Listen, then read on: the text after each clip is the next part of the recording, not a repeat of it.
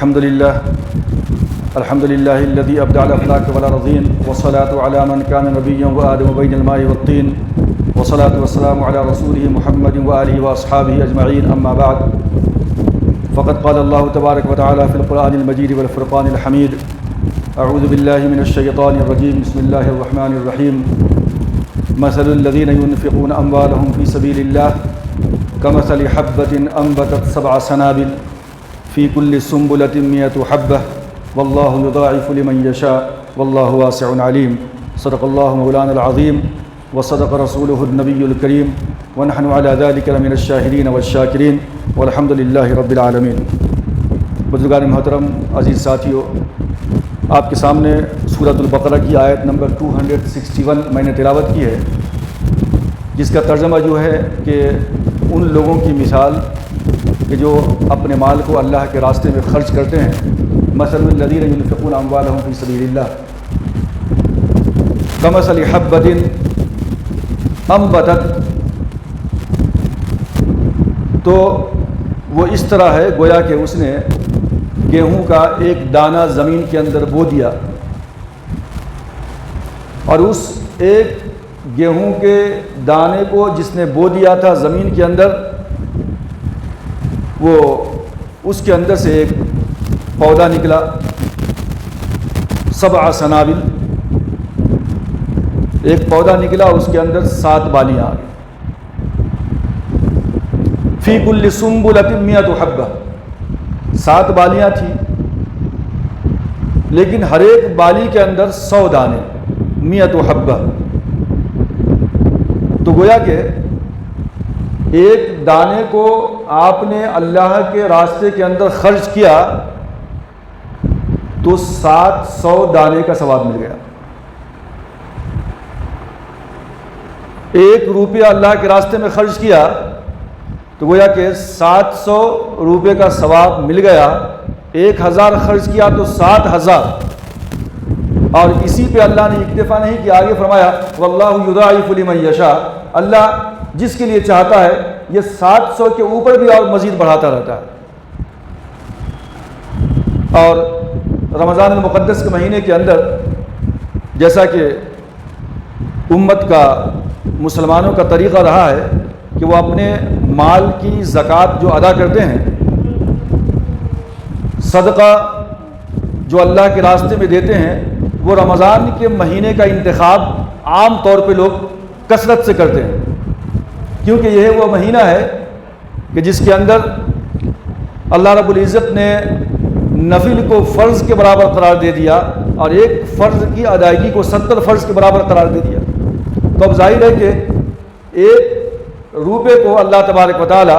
700 روپے کے برابر اجر دے رہا ہے، اور وہ اگر رمضان کے مہینے کے اندر ہو جائے تو ہر 1 روپیہ 70 گنا زیادہ جو ہے اللہ تبارک و تعالی کی بارگاہ میں قابل قبول ہوگا، اس کے اوپر اجر اللہ تبارک و تعالی جو ہے دیا کرے گا۔ حدیث کے اندر ہے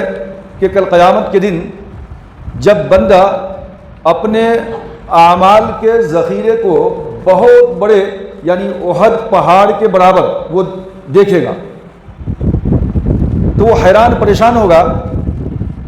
کہ میں نے آخر دنیا میں وہ کون سا ایسا عمل کیا تھا جس کی بنیاد پہ آج میرے اعمال اور اس کا بدلہ، اس کا اجر اتنا زیادہ میری نگاہوں کے سامنے ہے، احد پہاڑ کے برابر۔ تو اللہ تبارک و تعالیٰ فرمائیں گے کہ تم نے خلوص نیت کے ساتھ کھجور کی 1 گٹلی جو تم نے صدقہ کیا تھا اللہ کے لیے، اللہ کے راہ کے اندر، تو تمہارے اس ایک خلوص نیت کی وجہ سے اللہ رب العزت نے اس کے اوپر اتنا بڑا اجر اور ثواب عطا فرمایا کہ وہ 1 گٹلی کھجور کی آج احد پہاڑ کے برابر مقدار کے اندر انسان کے اجر جو ہے اللہ کے بارگاہ میں اس کے نام اعمال میں لکھے جائیں گے۔ حدیث کے اندر ہے کہ اللہ کے رسول صلی اللہ علیہ وسلم نے ارشاد فرمایا کہ جب بندہ ایون کھجور کی 1 گٹلی اللہ کے لیے خرچ کرتا ہے، اللہ کے راستے میں دیتا ہے، تو اللہ تبارک و تعالیٰ اس کھجور کی گٹلی کو اس طرح پالتے ہیں، اس کی پرورش کرتے ہیں، اس کی نشو و نما کرتے ہیں کہ حدیث میں فرمایا گیا جس طریقے سے گھوڑے کے ایک چھوٹے سے بچے کی تم پرورش کرتے ہو، گھوڑے کے ایک چھوٹے سے بچے کی تم پرورش کرتے ہو اور وہ یہاں تک کہ وہ بڑا جوان ہو جاتا ہے، سواری کے قابل بن جاتا ہے اور تمہارے جو ہے فائدے کے قابل وہ بن جاتا ہے. چھوٹا سا بچہ تھا لیکن ایک وقت آیا کہ تناور یعنی بہت جو ہے جوان ہو گیا, وہ بڑا ہو گیا, تمہارے فائدے کے قابل بن گیا. وہ اللہ تبارک و تعالیٰ انسان کے جو ہے ایک عمل کو جو اللہ کے راستے میں وہ خرچ کرتا ہے, تو یہاں تک کہ ایگزامپل دیا گیا کہ چاہے وہ کھجور کے گٹلی کیوں ہو, اللہ اس کی پرورش کرتا ہے, نشو و نما کرتا ہے, اور یہاں تک کہ وہ بڑھتے بڑھتے احد پہاڑ کے مقدار جو ہے اس کے نام اعمال کے اندر اجر و ثواب لکھ دیے جاتے ہیں. تو یہ عام حالات کے اندر, لیکن خاص طور پہ رمضان کے مہینے کے اندر جبکہ ایک فرض کو 70 فرض کے برابر قرار دیا گیا, تو ہم اگر اللہ کے راستے کے اندر اپنے مال کو خرچ کریں تو اس کی اہمیت اور اس کا اجر و ثواب اور کتنا زیادہ ہو سکتا ہے آپ بخوبی اس کا جو ہے اندازہ لگا سکتے ہیں. اللہ کے رسول صلی اللہ علیہ وسلم نے ارشاد فرمایا کہ مثل ما بعثنی اللہ به من الہدى والعلم کمثل الغیث الکبیر اصاب ارضا, کہ میں اور میرے دائرے علم کی مثال اس موسلا دھار بارش کی طرح ہے کہ جو زمین کے مختلف حصوں کو سیراب کرتی ہے. آسمان سے بارش موسلا دھار برستی ہے تو وہ پانی 3 حصوں میں منقسم ہوتا ہے. زمین کے 3 قسم کے جو ہے حصے ہوا کرتے ہیں. زمین کا ایک حصہ وہ ہوتا ہے کہ جو بارش کے ان قطروں کو اپنے اندر سمو لیتا ہے اور جمع کرتا ہے, اور اس کے اندر سے بہترین پیڑ پھول اور پودے اس کے اندر سے باہر نکلتے ہیں جو زمین کو معطر کرتے ہیں اور انسانوں کو جو ہے خوشی فراہم کرتے ہیں. طرح طرح کے بیل بوٹے زمین سے نکلتے ہیں, کھیتیاں لہلہانے لگتی ہیں, انسانوں کے لیے فائدہ مند ثابت ہوتی ہیں. یہ زمین کا ایک حصہ ہے. اس کے بعد زمین کا جو دوسرا حصہ ہے جو اپنے اندر پانی کو جذب کر لیتا ہے, لیک ہے, سمندر ہے, اوشنس ہے, پونڈ ہے, یہ تمام کے تمام زمین کے مختلف حصے ہیں کہ جس کے اندر پانی جمع ہو جاتا ہے, اور جب موسم گرما ہوتا ہے انسان کو پانی کی ضرورت ہوتی ہے تو وہی گڑھا, وہی تالاب اور وہی سمندر انسان کو پانی فراہم کرتا ہے, پینے کے لیے فائدہ دیتا ہے, اور انہی پانیوں سے اپنے کھیتیوں کو سیراب بھی کرتا ہے بندہ. یہ زمین کی دوسری قسم ہے کہ آسمان سے موسلادھار بارش ہوئی اور زمین کے ان 2 حصوں نے اپنی اپنے ظرف کے مطابق پانی کو اپنے اندر جذب کر لیا اور اس سے دنیا کو فائدہ پہنچایا. زمین کا تیسرا حصہ وہ ہوتا ہے کہ موسلادھار بارش ہونے کے باوجود بھی بالکل چٹیل میدان کی طرح, یعنی ایک پتھر ہے کافی پہاڑ کے اوپر, لیکن وہ پتھر بالکل سپاٹ پلین, کوئی گڑھا نہیں ہے. بارش کے قطرے کتنے بھی گرے پانی وہاں سے پھسل جاتا ہے, نیچے کو چلا جاتا ہے, تھوڑی دیر کے اندر پانی کا نام و نشان باقی نہیں رہتا. زمین کا کچھ حصہ ایسا ہی ہوتا ہے کہ جس کے اندر پانی کو جذب کرنے کی صلاحیت نہیں ہے, وہ پانی کو اندر نہیں لیتا, وہاں سے بیل بوٹے پیڑ پودے نہیں پیدا ہوتے اور کوئی فائدہ نہیں دیتی ہے زمین کا وہ حصہ, بلکہ اس کے اندر سے خاردار جھاڑیاں نکلتی ہیں, کانٹے نکلتے ہیں جو انسانوں کے لیے تکلیف دہ ہو سکتے ہیں. تو یہ زمین کے 3 حصے ہیں. اللہ کے رسول صلی اللہ علیہ وسلم نے ارشاد فرمایا کہ میں اور میرے علم کی مثال, میرے دائرے علم کی مثال بارش کے ان قطروں کی طرح ہے کہ جو زمین کے 3 حصوں کے اندر ڈیوائیڈ ہوتا ہے. 2 حصہ تو فائدہ مند ہوتا ہے لیکن ایک حصہ بالکل خالی ہوتا ہے. یہ جو میرا علم ہے اور جو میری طرف وحی کی جاتی ہے, جو وحی کی روشنی ہے, جو علم کی روشنی ہے, جو قرآن کی روشنی ہے, جو نبی اکرم صلی اللہ علیہ وسلم کو عطا کی گئی, تو یہ وحی ربانی کی روشنی بھی انسانی قلوب کے 3 حصوں کی طرف ڈیوائیڈ ہوتے ہیں. انسان کے قلب بھی زمین کے حصوں کی طرف 3 طرح کے قلوب ہیں انسانوں کے. وحی ربانی کو, اللہ کے قانون کو, نبی اکرم صلی اللہ علیہ وسلم کی ہدایت والی جتنے بھی احکامات ہیں ان کو ایک انسانوں کا, مسلمانوں کا ایسا خطہ ہے کہ ان کے قلب کی سرزمین بہت ہی سرسبز و شاداب ہے. اللہ کا قانون آیا, رسول کا حکم آیا, اس نے بہت اچھی طرح اپنے اندر اس کو لیا اور اس سے بیل بوٹے پیڑ پودے نکلے. یہ وہ علماء کرام ہیں, وہ گریٹ اسکالرز ہیں کہ جنہوں نے وحی ربانی کو, رسول اللہ صلی اللہ علیہ وسلم کے ان علوم کو اپنے سینے میں جمع کیا, مختلف مسائل نکالے اور اس سے دنیا فائدہ اٹھا رہی ہے. یہ پیڑ پودے کی طرح ہے, یہ پھولوں کی طرح ہے, یہ باغات کی طرح ہے, یہ علماء حضرات. اور دوسرا ہے مسلمانوں کے قلوب کا وہ حصہ ہے کہ جس سے پیڑ پودے بیل بوٹے تو نہیں نکلتے، لیکن اس کے اندر پانی جذب ہو کے رہتا ہے، یعنی وحی ربانی کی روشنی اس کے اندر جذب رہتی ہے۔ حفاظ کرام ہیں، قرآن کے حافظ، حدیث کے حافظ لوگ یہاں آ کر کے فائدہ اٹھاتے ہیں، قرآن سیکھتے ہیں، حدیث سیکھتے ہیں، حدیث کو یاد کرتے ہیں، ان سے معلومات حاصل کرتے ہیں، ان کے قریب آ کر کے یہ پانی کے ان گڑھوں کی طرح ہے، سمندر کی طرح، لیک اور پانڈ کی طرح، کہ جہاں سے ضرورت کے وقت پہ انسان کو فائدہ پہنچتا ہے۔ یہ انسان کا قلوب کا دوسرا حصہ ہے اس زمین کی طرح۔ اور بعض ایسے قلوب بھی ہیں انسانوں کے، مسلمانوں کے، کہ جو بالکل اس بنجر زمین کی طرح ہے جہاں پہ موسلادھار بارش تو ہوئی لیکن وہاں پہ زرخیز پیڑ پودے نمودار نہیں ہوئے، بیل بوٹے پیدا نہیں ہوئے، بلکہ خاردار جھاڑیاں نکلی تھیں جس سے کسی کو کوئی فائدہ نہیں حاصل ہو سکا۔ یہ مسلمانوں کے وہ قلوب ہیں کہ وحی ربانی کی روشنی، اللہ کے قوانین ان کے سامنے تو آتے ہیں، بتلائے جاتے ہیں، لیکن کچھ بھی ان کے قلوب کے اوپر اثر ہوتا ہی نہیں ہے۔ یہ بارش کا، یہ وحی ربانی کی جو بارش ہے اس کا قطرہ تو گرتا ضرور ہے، وہ سنتے ضرور ہیں، لیکن عمل ندارت، کوئی فائدہ اس سے حاصل نہیں ہوا کرتا ہے۔ تو اللہ کے رسول نے فرمایا کہ میں اور میرے دائرہ علم کی مثال جو ہے آسمان سے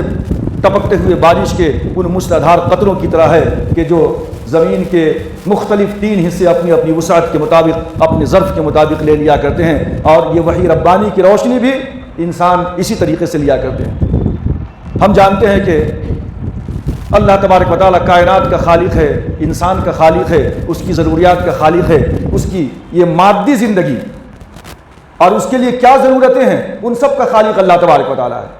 لیکن جو انسان کے اندر ایک روح ہے، روح ربانی، اس کو بھی مضبوط کرنے کی ضرورت پڑتی ہے۔ جب یہ نفس انسان کا موٹا ہو جاتا ہے، نفس کے اندر غرور، تکبر، کبر اور بڑائی آ جاتی ہے اور اس کے اندر خرابیاں پیدا ہو جاتی ہیں، تو اس نفس کی اصلاح بھی ضروری ہوتی ہے،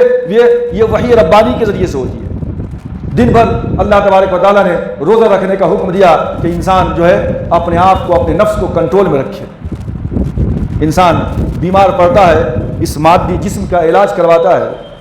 انسان کے روح کے اندر بھی خرابی پیدا ہوتی ہے، وہ بھی بیمار پڑتا ہے، اس کے اندر بھی کمزوری پیدا ہوتی ہے، تو اس کو اللہ تبارک و تعالیٰ کے قوانین کے اوپر جب وہ زیادہ عمل کرنے لگتا ہے تو اس کی روح کی درستگی جو ہے ہونے لگتی ہے۔ ہم جانتے ہیں کہ یہ جسم ہمارا نہیں ہے، اللہ تبارک و تعالیٰ نے انسان کو پیدا کیا، سر کے اوپر چھت بنا دیا، آسمان کو، زمین کو بچھونا بنا دیا، پانی پینے کے لیے یہیں سے دے دیا، غذا کھانے کے لیے یہیں سے دے دیا۔ گویا کہ یہ جو مادی جسم ہے انسان کا، اس کی جتنی ضروریات تھی اللہ تبارک و تعالیٰ نے اس روئے زمین کے اوپر رکھ دیا اور کہا کہ یہ جسم تمہارا نہیں ہے بلکہ یہ اللہ تبارک و تعالیٰ کا، یہ اللہ کی امانت ہے۔ اسی لیے کہا خودکشی حرام ہے، کیونکہ یہ جسم تمہارا ہے ہی نہیں، جس نے دیا ہے اپنی مرضی سے، وہ جب چاہے گا لے لے گا، تم کو خود سے لینے کی ضرورت نہیں ہے، اس بات کی اجازت نہیں ہے۔ اسی طرح اللہ تبارک و تعالیٰ نے عبادت کا حکم دیا، بندے کو دنیا میں نے بھیجا ہے، مقصد کیا ہے؟ وما خلقت الجن والانس الا لیعبدون، تاکہ میری عبادت کریں۔ جن کو، انسان کو پیدائش کا مقصد میری عبادت کریں۔ عبادتیں مالی بھی ہیں، عبادتیں جسمانی بھی، جسمانی عبادتیں کرتے ہیں، نماز پڑھتے ہیں، جسم کو حرکت میں لاتے ہیں، اور مالی عبادت بھی ہے۔ جس طرح جسم تمہارا نہیں ہے، تم اس کے مالک و مختار نہیں ہو، اللہ جیسا کہتا ہے ویسے تمہیں جو ہے چلنا ہے، زندگی گزارنا ہے اس دنیا کے اندر۔ اسی طرح اللہ تبارک و تعالیٰ نے اس روئے زمین سے جو تم کو اس مادی جسم کو بنانے کے لیے مال و دولت عطا کی ہے، اب یہ مال و دولت کی تقسیم اللہ تبارک و تعالیٰ نے جو اس دنیا کے اندر رکھا ہے، وہ اس میں تفاوت ہے، اس میں فرق ہے۔ سورہ زخرف میں اللہ نے فرمایا آیت نمبر 35 کہ نحن قسمنا بینہم معیشتہم فی الحیات الدنیا ورفعنا بعضہم فوق بعض درجات لیتخذ بعضہم بعضا سخریا۔ ہم نے اس روئے زمین کے اوپر جو مال و دولت کی تقسیم ہے، ہم نے لوگوں کے درمیان تفاوت اور فرق رکھا ہے۔ ایک طرف رشیا ہے، امریکہ ہے، یورپ ہے، کہ وہاں پہ مالداروں اور غریبوں کے درمیان میں رسہ کشی چلتی ہے، غریب ہر وقت اس بات کے انتظار میں رہتا ہے کہ کب موقع ملے اور جو ہے مالداروں کا صفایا کر دیا جائے، چونکہ زمین کے پورے ریسورسز کے اوپر ان مالداروں نے قبضہ کر رکھا ہے اور ہم کو ایک دانہ بھی نہیں مل پاتا ہے، اور مالدار یہ چاہتا ہے کہ یہ ہمیشہ میری جوتیوں تلے رہیں، یہ میرے غلام بن کے رہیں، اور ان کو جو ہے ایک لقمہ نہ دیا جائے، ان کو طاقتور نہ بننے دیا جائے، ان کو ابھرنے نہ دیا جائے۔ تو گویا کہ یہ کشمکش ہے مالداری اور غریبی کے اندر۔ یہ یورپ کا حال ہے، امریکہ کا حال ہے، رشیا کا حال ہے۔ اسلام نے کہا نحن قسمنا بینہم معیشتہم فی الحیات الدنیا، ہم نے اس معیشت کو لوگوں کے درمیان تفاوت اور فرق اس لیے رکھا ہے تاکہ یہ ایک دوسرے کو کام آ سکے۔ اسلام کا مزاج ایسا نہیں ہے کہ غریبوں کو پسپا کر دو، دبا دو۔ اسلام کا مزاج یہ نہیں ہے کہ اگر ہم غریب ہیں تو ہم مالداروں سے دشمنی کریں، بلکہ اللہ تبارک و تعالیٰ نے اگر مادی اعتبار سے طاقتور بنایا ہے، مال و دولت عطا کیا ہے، تو اللہ تبارک و تعالیٰ کا شکر گزار ہونا ہے۔ اور اگر اللہ تبارک و تعالیٰ نے مادی اعتبار سے مال و دولت عطا نہیں کیا لیکن روحانی اعتبار سے اللہ نے آپ کو ایمان کی روشنی عطا فرمائی، اللہ نے آپ کو مومن بنایا ہے، مالدار نہیں بنایا، تو اس پہ قانع رہنا ہے، صبر کرنا ہے، اور اس میں بھی اپنے آپ کو مالدار سمجھنا ہے۔ اللہ نے جو ایمان کی دولت عطا کی ہے، یہ ایمان کی دولت مال کی دولت پہ کہیں زیادہ بھاری ہے، کیونکہ مال کی دولت تو کہے آنکھ کھلی ہے اس وقت تک آپ کے پاس ہے، لیکن ایمان کی دولت ابد الاباد تک ہے۔ ایک بزرگ کا گزر ہو رہا تھا کہیں سے، دیکھا شہر کے اندر داخل ہو رہے ہیں تو دروازہ بند، گاڑیاں لگی ہوئی ہے باہر، لوگ موجود ہیں، اندر جانا چاہ رہے ہیں لیکن دروازہ بند۔ دیکھیے وہ بادشاہ سلامت کا حکم ہے کہ چاروں طرف سے شہر کی فصیل کو بند کر دیا، دروازہ بند کر دیا جائے، کوئی اندر آنے نہ پائے، باہر جانے نہ پائے۔ وہ بزرگ صاحب نے پوچھا کہ وجہ کیا ہے؟ تو بولے کہ بادشاہ سلامت کا ایک باز پرندہ گم گیا ہے، کھو گیا ہے۔ یہ باز وہ پرندہ ہوتا ہے جو چڑیا کا شکار کرتا ہے، برڈز۔ تو بادشاہ سلامت کا وہ باز پرندہ جو ہے گم گیا ہے، کھو گیا ہے، تو اس کی تلاش جاری ہے۔ شہر کے دروازے کو چاروں طرف سے بند کر دیا گیا ہے، کوئی اندر جا نہیں سکتا، باہر آ نہیں سکتا۔ تو بزرگ نے کہا کہ بھئی یہ تو عجیب بات ہے کہ باز گم گیا ہے تو دروازہ بند کرنے سے کیا ہوتا، یہ تو آسمان کی فضا میں اڑ کر باہر نکل سکتا ہے وہ، لہٰذا اگر باز کو پکڑنا تھا تو پورے شہر کے اوپر سے جال بچھا دیتا تو باز بھاگ نہیں سکتا تھا، وہ پکڑے جا سکتا تھا۔ عجیب و غریب معاملہ ہے۔ چلتے چلتے کہا یا اللہ تیرا بھی بڑا عجیب و غریب فیصلہ ہے، تیری بھی حکمت بڑی عجیب و غریب ہے، سمجھ کے باہر ہے کہ اتنا نالائق اور ایسے بے وقوف کو تو نے جو ہے دنیا کی سلطنت عطا فرمائی، بادشاہت کی کرسی اس کو عطا فرمائی کہ جس کو اتنا بھی فرق نہیں معلوم کہ دروازہ بند کرنے میں اور جال کے اوپر جو ہے پھیلانے میں کیا فرق ہے۔ باز کو پکڑنے کے لیے جال بچھانا تھا، اس نے دروازہ بند کروا دیا۔ اس کو اتنی بھی عقل نہیں ہے، ایسے بے عقل اور جو ہے کم عقل کو تو نے بادشاہ کی کرسی پہ بٹھا دیا، اور مجھ جیسا عالم و فاضل اور قابل آدمی کو تو نے اتنا غریب بنا دیا کہ بس اپنی جوتیاں کھٹکاتے ہوئے یہاں سے وہاں بھاگتا رہتا ہوں، کوئی وقت کوئی قدر و قیمت نہیں ہے میری یا اللہ۔ بزرگ تھے، اللہ کے ولی تھے، نیک تھے۔ اللہ تبارک و تعالیٰ نے کہا ایسی بات ہے، فوراً تھوڑی دیر کے بعد ان کے قلب کے اوپر الہام ہوا، اللہ کی جانب سے بزرگ کے قلب پہ الہام ہوا کہ اچھا ایسی بات ہے، تو یہ سمجھتا ہے کہ تیرے پاس جو علم ہے یہ تیرے علم کی دولت، اور تیرے پاس جو ایمان ہے یہ ایمان کی دولت اس بادشاہت کی دولت سے کم سمجھتا ہے، تو اپنے آپ کو ادنا اور کمتر سمجھتا ہے، بادشاہ کو اعلیٰ سمجھتا ہے۔ تو ایک کام کرتا ہوں، چل میں تیرا ایمان، تیرا علم، تیری معرفت اس بادشاہ کو دے دیتا ہوں اور اس بادشاہ کی کرسی تجھے عطا کرتا ہوں، کیا تو راضی ہے؟ فوراً وہ گھبرا گئے بزرگ کہ اللہ مجھ سے غلطی ہو گئی، ایسا ہرگز نہیں ہو سکتا کہ میں اپنا ایمان اور اپنا علم، اپنی معرفت اس بادشاہ کو دے دوں اور اس کے بدلے میں جو ہے اس کی بادشاہت لے لوں۔ نہیں، میرے لیے میرا علم اور میرا ایمان اس بادشاہت کی کرسی سے کہیں زیادہ جو ہے بڑی چیز ہے۔ تو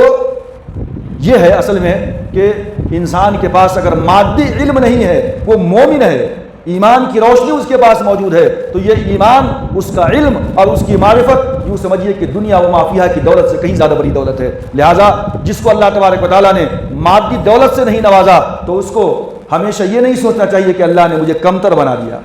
اللہ نے مجھے ذلیل کر دیا، کمزور بنا دیا، بلکہ ایمان کی دولت اگر اپنے پاس ہے تو یہ دنیا کی دولت سے کہیں زیادہ بڑھ کر ہے، کیونکہ یہ ابد الآباد ہمیشہ ہمیشہ کے لیے ہے، اور دنیا کی دولت فار ٹائم بینگ ہے، جب تک آنکھ کھلی ہے ٹھیک ہے، لیکن اس کے بعد معاملہ ختم ہو جانے والا ہے۔ تو اللہ تبارک و تعالیٰ نے دنیا کے اندر انسان کو پیدا کیا، اس کی مادی ضرورتوں کو بھی پیدا کیا، اللہ نے مالی عبادت کا بھی حکم دیا، جانی عبادت کا بھی حکم دیا، کہا جان تمہاری نہیں میری ہے، میری مرضی پہ تمہیں اپنے آپ کو زندگی گزارنا ہوگا دنیا کے اندر، جو مال میں نے تمہیں عطا کیا ہے اس مال کو بھی میری مرضی کے مطابق خرچ کرنا ہوگا، کیونکہ وہ مال بھی میرا ہے، مال بھی میرا ہے، اپنی مرضی سے تم اس کو خرچ نہیں کر سکتے، میں جیسا چاہوں گا ویسا تمہیں خرچ کرنا ہے۔ میں نے تو تمہیں بظاہر تھوڑی دیر کے لیے مالک بنا دیا ہے، اس کو ذریعہ بنا دیا ہے اللہ کے راستے میں خرچ کرنے کا۔ تو اب اللہ تبارک و تعالیٰ نے یہ دیکھا کہ جہاں انسان کو مال بہت آسانی سے مل گیا، زیادہ محنت نہیں لگی کمانے میں، تو اس کے اندر اللہ نے اپنا حق بڑھا دیا۔ ایک آدمی جا رہا تھا جنگل کے اندر، اور اگر اس کو ایک بہت بڑی دیگ مل گئی، اس میں ہیرے جواہرات اشرفیاں مل گئی، تو مال تو فری میں مل گیا، کچھ محنت کیا ہی نہیں اس میں۔ اللہ تبارک و تعالیٰ نے اس مال کے اندر اپنا حق بڑھا دیا، اب کہا کہ اس کے اندر خمس دینا پڑے گا، تمہیں بیت المال کے اندر جمع کرنا پڑے گا۔ خمس کا مطلب ہے کہ 100 روپے میں سے 20 روپے تو آپ کے ہیں، لیکن یعنی 80 روپے آپ کے ہیں، 20 روپے بیت المال میں جمع ہوں، خمس 5واں حصہ، چونکہ مال آسانی کے ساتھ ملا تھا۔ لیکن جب آپ کی تھوڑی محنت ہوئی، مشقت ہوئی، آپ نے کھیتی باڑی کیا، بیج بویا، لگایا، اور اس کو جو ہے آبیاری کی، پانی ڈالا، سینچا، سوارا، فصل تیار ہو گئی، تو آپ کی محنت لگی، اس کے اندر پیسہ لگا، تو اب جو ہے اب کھیتی باڑی ہوئی، وہاں سے غلے آئے، پیدا ہوئے، تو اللہ تبارک و تعالیٰ نے وہاں تھوڑی کمی کر دی اپنے حقوق کے اندر، اپنے حق کے اندر، وہاں اپنا حق بڑھا لیا تھا، یہاں اور کم کر دیا، بولا اب خمس نہیں، عشر دینا پڑے گا، عشر دینا پڑے گا۔ 100 روپے میں سے پہلے 20 روپے اللہ کو دے رہے تھے، بیت المال میں جمع کر رہے تھے، مال فری میں مل گیا تھا، اب محنت کر کے آئے ہو تو اب کیا ہے، اب 10 روپے دے دو۔ 100 روپے ہوئے ہیں فائدہ، کھیتی باڑی کیے ہو، غلہ بہت پیدا ہوا ہے، تو اب عشر 10واں حصہ 10 روپے دے دو۔ اب اس کے بعد تجارت ہے، بزنس ہے، اس کے اندر بھی بڑی جفاکشی ہے، بڑی محنت ہے، تو اب اس کے اندر اللہ تبارک و تعالیٰ نے اور کم کر دیا، بولے 40واں حصہ دو، اور اگر آج ہی نصاب کے بقدر تمہارا مال پہنچ چکا ہے تو آج ہی نہیں دینا ہے، بلکہ اس کو 1 سال گزرنا ہے، اس کے اوپر حولان حول 7.5 تولہ سونے کے بقدر مال جمع ہو گیا، 1 سال ہونا، آج ہی ہم مالک بنے، آج ہی ادا کرنا نہیں، یہ 52.5 تولہ چاندی یا اس کے بقدر مال آپ کے پاس ہے، جتنی ملکیت ہے اس کی مقدار 7.5 تولہ سونا کے برابر ہو رہی، تو اس کے اوپر اللہ تبارک و تعالیٰ کہ یہ مال جو تم نے کمایا بڑی محنت سے کمایا ہے، اللہ نے اپنا حق کم رکھا ہے، 40واں حصہ دو، یعنی 1 لاکھ کے اوپر صرف 2500 دینا ہے، 2500 روپے۔ اب گورنمنٹ کو ٹیکس کتنا دیتے ہیں؟ اگر کوئی بندہ 100 روپے کماتا ہے روز کے، تو اس کے اندر سے آلموسٹ حساب لگائیں تو 60 روپیز کے آس پاس گورنمنٹ کو مختلف جہتوں سے آپ کا پیسہ بطور ٹیکس کے چلا جاتا ہے۔ 100 روپے کے اندر سے 60 روپے ہم گورنمنٹ کو دے رہے ہیں۔ یہ ظالم و جابر حکومتیں مختلف طریقوں سے جو ہے اپنی رعایا کا مال لوٹتی ہیں، اپنے عیش و عشرت پہ اس کو خرچ کرتی ہیں۔ ایسا کیوں ہوتا ہے؟ ایسے ظالم لوگ انسانوں کے اوپر مسلط کیوں ہوتے ہیں؟ کیونکہ ہم نے اللہ تبارک و تعالیٰ نے جو ٹیکس مقرر کیا تھا ہم نے اس کو دینا چھوڑ دیا۔ اللہ نے کہا بھائی 100 روپے کے اندر تم سے صرف 2.5 روپے مانگ رہے تھے، 1 لاکھ پہ 2500 مانگ رہے تھے، 100 روپے پہ 2.5 روپے، لیکن تم 100 روپے کما کر کے 60 روپے دے رہے ہو گورنمنٹ کو، لیکن 2.5 روپے اللہ تبارک و تعالیٰ کو دینا گوارا نہیں ہے۔ اگر اس کی پابندی کر لیتے تو شاید اللہ تبارک و تعالیٰ ایسے ظالم حکمرانوں کو لوگوں کے اوپر مسلط نہ کرتا کہ 100 روپے کے اندر سے وہ 60 روپے بندے کا ہضم کر جائے، کھا جائے۔ تو اللہ تبارک و تعالیٰ نے انسان کے اوپر مالی حقوق رکھے ہیں اور کہا ہے کہ اس مال کے اندر سے تم جو ہے اپنی مرضی سے نہیں خرچ کر سکتے۔ پہلی امتوں کے اندر جو مال تھا وہ مال جتنا آپ نے خرچ کر لیا، کھایا،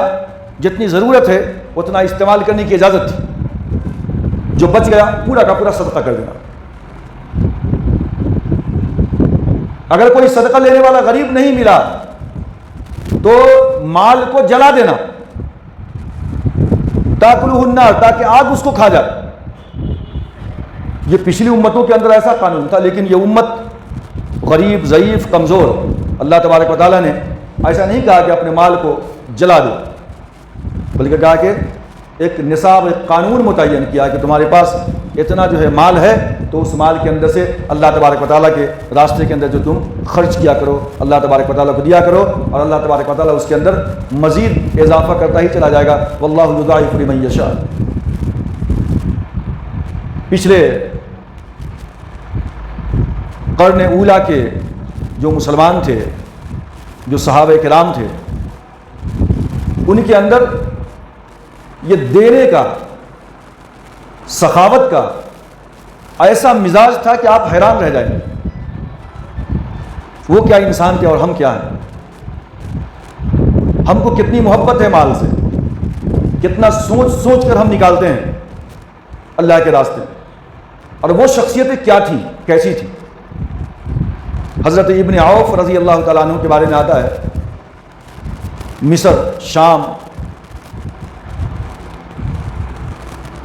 ہر طرف ان کا مال پھیلا ہوا تھا، ان کی تجارت پھیلی ہوئی تھی۔ جب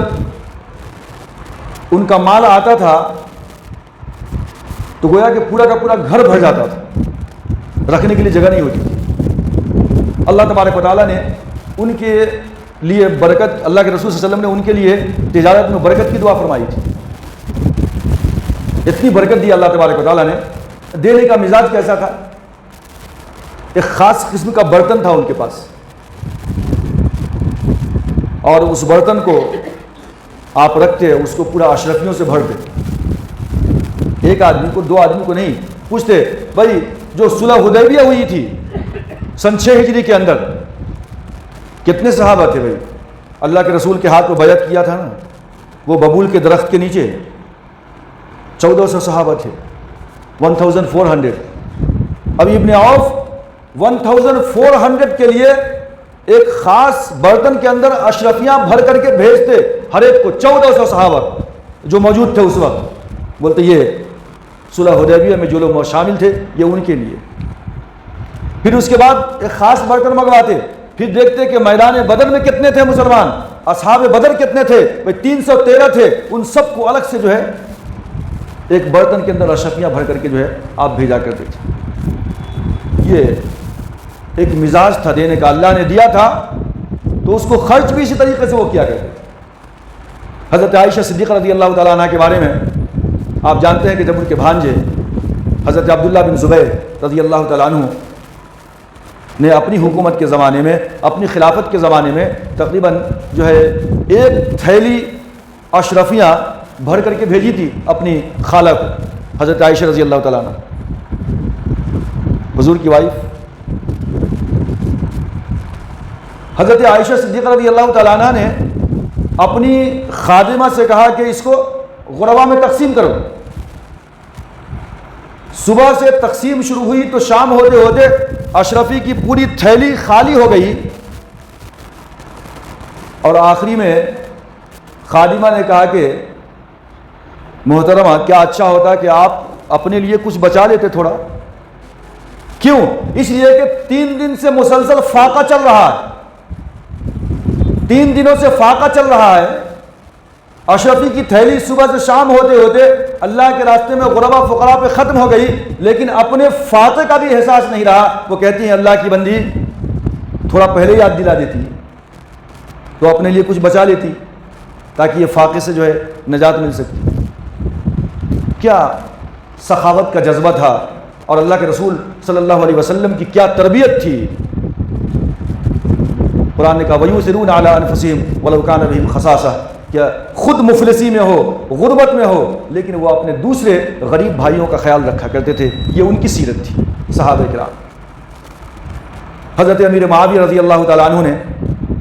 جب شام کے اوپر قبضہ کیا، مسلمانوں کے جب خلیفہ اور لیڈر بن گئے، اور تفصیل میں نہ جاتے ہوئے جب حضرت امام حسن رضی اللہ تعالیٰ عنہ کا آپس میں ٹکراؤ ہوا، اور حضرت امام حسن رضی اللہ تعالیٰ عنہ نے استحقاق خلافت اپنے لیے سمجھنے کے باوجود آپ نے کہا کہ میں اپنا حق امیر معاویہ رضی اللہ عنہ کو دے دیتا ہوں، لہذا حضرت حسن رضی اللہ تعالیٰ عنہ نے خلافت کو اپنا حق سمجھنے کے باوجود بھی امت کے اندر فساد اور فتنہ کو روکنے کے لیے آپ نے حضرت امیر معاویہ رضی اللہ تعالیٰ عنہ کو خلافت سونپ دی۔ حضرت امیر معاویہ رضی اللہ تعالیٰ عنہ جانتے تھے کہ حضرت امام حسن رضی اللہ تعالیٰ عنہ بہت بڑے سخی ہیں، اللہ کے راستے میں خرچ کرنے والے ہیں۔ ایک کوڑا کاغذ بھیج دیا، پلین پیپر سائن کر دیا، اور کہا کہ حضرت حسن سے کہیں کہ وہ اس کے اندر جتنا چاہیں بھر لیں، اتنا ہی ان کو پورا سال ملتا رہے گا۔ حضرت امام حسن رضی اللہ تعالیٰ عنہ نے لکھا اس کے اندر کہ مجھے سالانہ 1,00,000 درہم ملنا چاہیے۔ انہوں نے کہا ڈن، دے دیا۔ آتا ہے کتابوں کے اندر کہ جیسے ان کے پاس وہ رقم پہنچتی، 3 دن کے اندر پورا معاملہ ختم، صاف، غربا فقراء میں تقسیم کر دیتے اس مال میں۔ جب حضرت امام حسن رضی اللہ تعالیٰ عنہ نے 1,00,000 درہم کو 3 دنوں کے اندر غربا فقراء پہ تقسیم کر دیتے، تو حضرت امیر معاویہ رضی اللہ عنہ نے ان کو لکھا کہ وہ حسن لا اسراف، یعنی خیر کے اندر، کاموں کے اندر اسراف اچھی بات نہیں ہے، نیک کاموں کے اندر بھی اسراف اچھی بات نہیں ہے۔ خط لکھا ان کو، تو انہوں نے جواب دیا کہ خیر کے اندر اسراف کا کوئی لفظ ہی صحیح نہیں ہے۔ آدمی خیر کرے، نیک کام کرے، اور اس کے اندر اسراف، یہ کوئی بات نہیں۔ نیکی کے اندر اسراف ہے ہی نہیں، جتنا چاہو خرچ کرو۔ یہ ان کا خیال تھا، یہ ان کا خیال تھا۔ ضرورت سے زیادہ خرچ کر دینا یہ اسراف ہے۔ امیر معاویہ نے کہا کہ اسراف اچھی بات نہیں ہے، لا خیر فی الاسراف، تو انہوں نے کہا کہ لا اسراف فی الخیر، خیر میں کوئی اسراف ہے ہی نہیں۔ یہ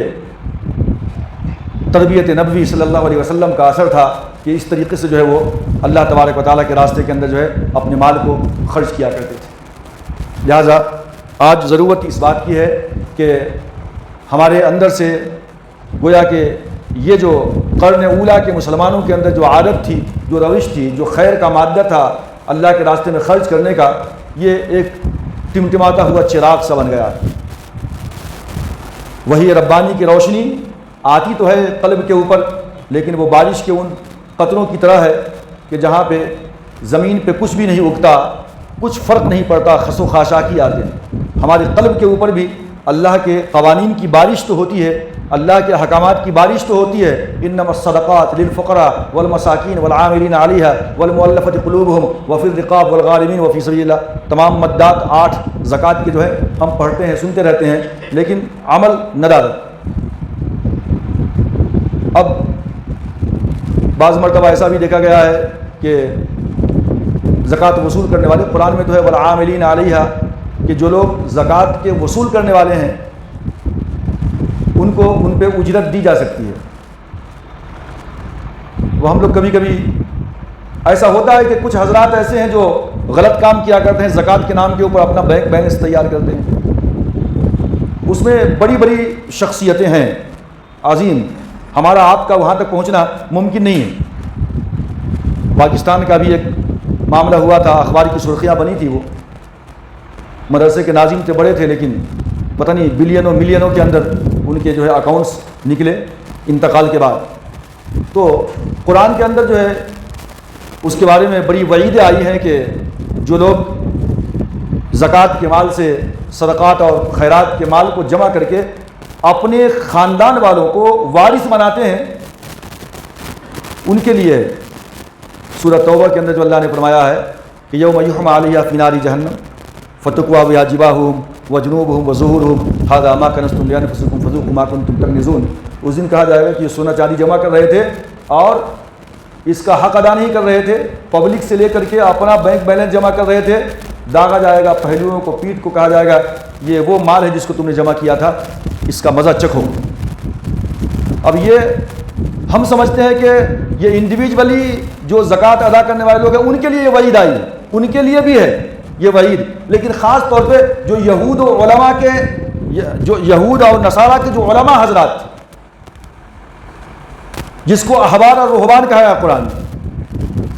ان کا یہ کام تھا کہ پبلک سے پیسہ وصول کرتے اللہ کے نام کے اوپر، زکوٰۃ خیرات کے نام کے اوپر، لیکن اپنا بینک بیلنس بناتے تھے۔ قرآن مجید نے ان علماء یہود و نصارہ کی جو ہے زجر و توبیخ کی ہے، اور یہ امت کی علماء حضرات کے لیے بھی جو ہے گویا کہ ایک سبق ہے، سیکھنے کی ضرورت ہے، جو لوگ اس طریقے کی حرکت کیا کرتے ہیں۔ لیکن اب عام ایسے لوگ بھی ہیں جو مساجد میں چندے کے لیے آ جایا کرتے ہیں، ہم ان کے اوپر بھی بہت زیادہ شک کی نگاہ سے ان کو دیکھتے ہیں اور غلط نگاہوں سے دیکھتے ہیں، بعض لوگ بدتمیزی سے بھی پیش آ جاتے ہیں۔ ٹھیک ہے، تحقیق کی جائے، لیکن جو چھوٹے موٹے مدارس ہیں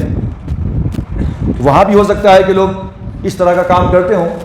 لیکن اتنی بات تو طے ہے، آپ یہ ضرور جانتے ہیں کہ یہ سر پہ جو ٹوپیاں نظر آتی ہیں ہندوستان کے اندر، پاکستان کے اندر، بنگلہ دیش کے اندر، یہ انہی مدارس کی دین ہے۔ مساجد میں جو مدارس کا نظام ہے، چھوٹے چھوٹے مکاتب کے اندر جو مدارس میں پڑھائے جاتے ہیں، قرآن پڑھائے جاتے ہیں، تو چھوٹے چھوٹے بچوں کے اندر جو قرآن پڑھنے کی، دین اسلام کو کچھ سمجھنے کی تھوڑی بہت جو شعوری اس کے اندر پیدا ہوتی ہے، یہ انہی مدارس اور مکاتب کی وجہ سے ہے۔ لہٰذا اتنی گری ہوئی نگاہ سے ان کو نہ دیکھیں، بلکہ یہ زکوٰۃ جو لوگ وصول کرنے والے ہیں، اور اکثر و بیشتر آپ غور و فکر کریں گے تو پتہ یہی چلتا ہے کہ جتنے بھی مدارس کے جو ذمہ دار حضرات ہیں وہ تمام کے تمام ہی سوائے چند کے وہ خود مستحق زکوٰۃ ہیں۔ وہ علماء حضرات بھی زکوٰۃ کے مستحق ہیں، اگر آپ نے ان کو دے بھی دیا ہے تو آپ کی زکوٰۃ وہاں ہو گئی ادا۔ وہ کوئی بہت بڑے مالدار نہیں ہیں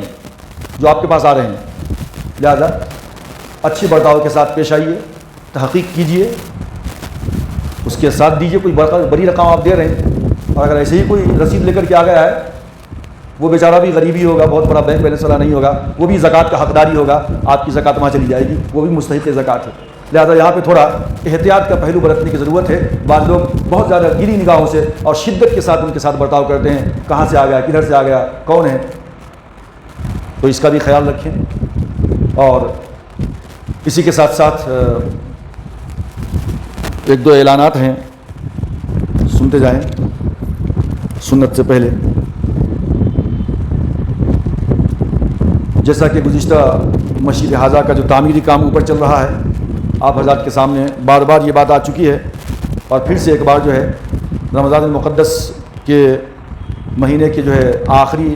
دہے کا عنقریب جو ہے افتتاح ہونے والا ہے کل سے،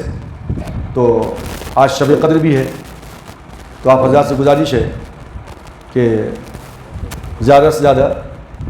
جو تعاقراتیں آج سے شروع ہو رہی ہیں، شب قدر کا مطلب پریشان نہ ہو، 27ویں نہیں ہے، ہر رات شب قدر ہے، 5 راتیں جو ہیں، ہم نے اپنی طرف سے ایک کو منا لیا ہے، لیکن یہ 5 میں سے پتہ نہیں کون سی شب قدر ہے، کسی کو نہیں معلوم، وہ زبردستی پہ ہم ایک دن منا لے رہے ہیں۔ 5 راتوں کا اہتمام خاص طور پہ کرنا ہے کہ پتہ نہیں اللہ تعالیٰ کس میں ہم کو وہ رات عنایت کر دے، ہے نا۔ تو بڑی مبارک گھڑی ہے آج کی رات بھی، اور اس مبارک گھڑی کے اندر، مبارک اوقات کے اندر میں بارہا کہہ رہا ہوں کہ ایک جو ہے نفل کو فرض کے برابر اور ایک فرض کو 70 فرض کے برابر۔ جیسے میں نے قرآن کی مجید کی آیت پڑھی تھی کہ آپ نے 1 روپیہ اللہ کے راستے میں خرچ کیا ہے عام حالات کے اندر، تو گویا کہ 700 روپے کے برابر اللہ دے رہا ہے، اور رمضان کے اندر تو اس کی اہمیت اور زیادہ بڑھ جائے گی۔ لہٰذا آپ حضرات سے گزارش ہے کہ اپنے کام کو آگے پیچھے کرتے ہوئے اللہ کے گھر کے لیے آپ لوگ آگے بڑھیں، اور میں امید کرتا ہوں کہ انشاءاللہ آج شام تک کچھ نہ کچھ جو ہے پازیٹیو رسپانس آپ تمام حضرات کی طرف سے نظر آئے گا۔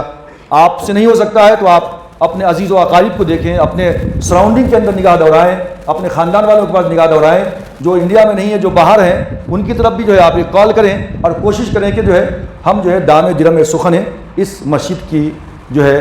تعمیری کام کو جلد سے جلد جو ہے پایہ تکمیل تک جو ہے ہم پہنچا سکیں۔ اللہ تبارک و تعالیٰ تمام حضرات کو اس کا جو ہے